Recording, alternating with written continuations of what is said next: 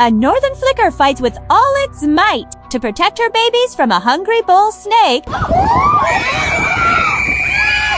The snake slithered into the nest cavity, hunting for defenseless chicks or eggs on easy meal. But the mother didn't back down. With her beak, she pecked over and over again, striking the snake's head relentlessly. In a violent struggle at the entrance of the nest, both the bird and the snake fall from the tree. On the ground, the snake quickly coils around her, squeezing tight with deadly force.